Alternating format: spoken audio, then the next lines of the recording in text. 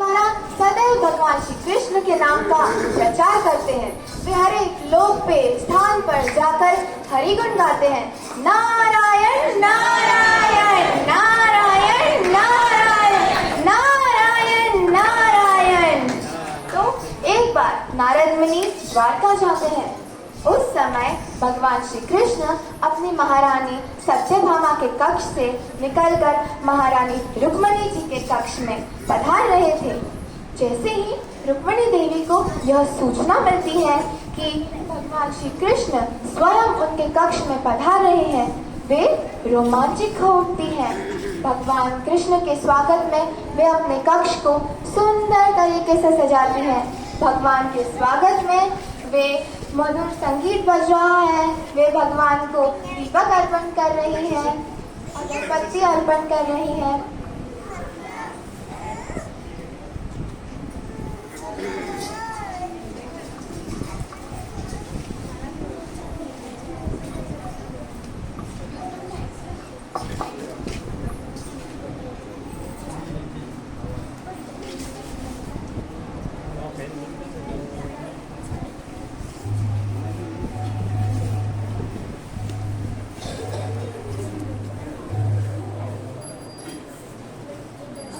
तो आइए चलते हैं हम भी द्वारकाधीश के दर्शन करने के लिए।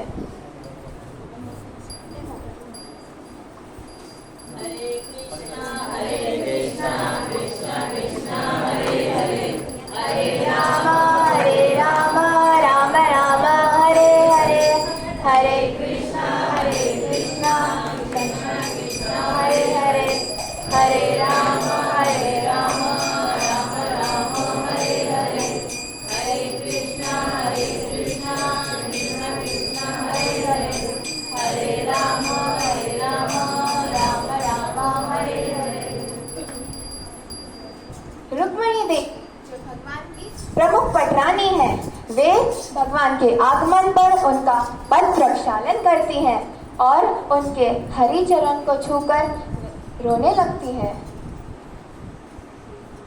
भगवान चक्रपाणी यह देखकर अचंभित हो जाते हैं।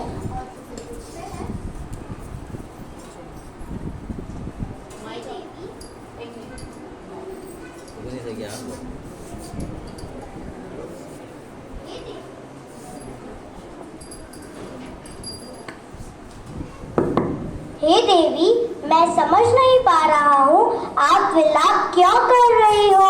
संपूर्ण जगत को यह ज्ञात है कि आप मुझे अत्यधिक प्रिय हो।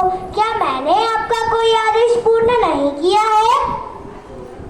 हे भगवान, आपके चरण कमल मुझे आपसे भी अत्यधिक प्रिय है। आप सब कुछ जानते हैं, किंतु ऐसा कैसे कि आप उन लोगों के हृदय को नहीं जानते जिनके लिए आपके चरण कमल ही सब कुछ है।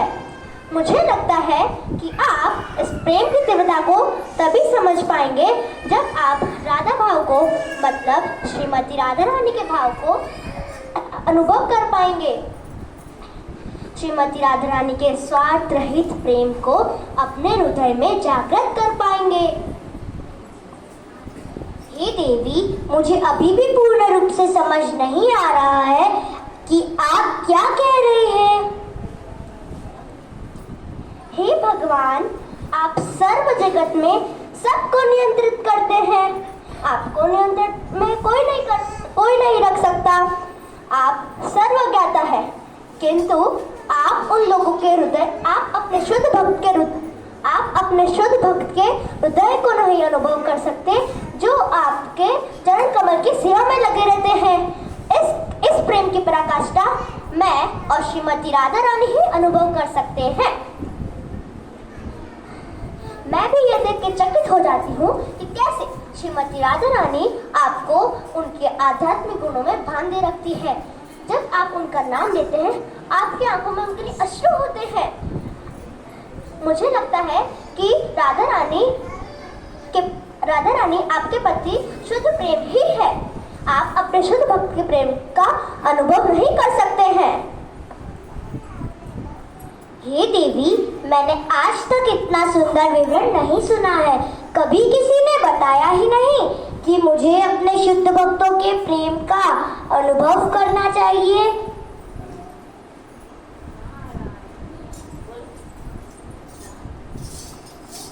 इसके पश्चात भगवान श्री कृष्ण नारद मुनि से कहते हैं,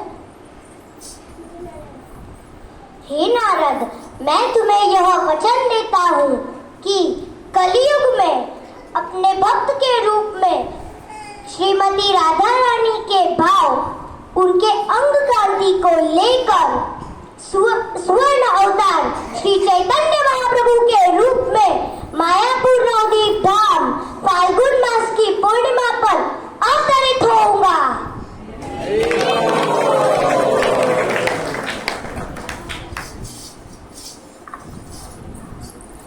कलयुग का कहर बढ़ गया है। धर्म के नाम पर मिथ्या धर्म का प्रचलन हो रहा है। मिथ्या धर्म का प्रचलन हो रहा है। यहाँ तक लोग शादियों में व्यस्त हैं। अगर लोगों को इंसान नहीं मिल रहे हैं तो लोग कुत्ते बिल्लियों की तक शादी करवा रहे हैं।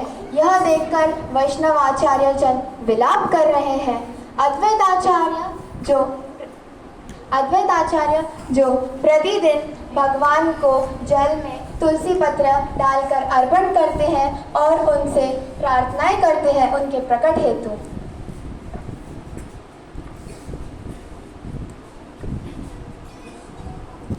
हे भगवान, धरती पर पाप बढ़ गए हैं। कृपया आप अपने सारे पार्षदों के साथ अवतरण ले।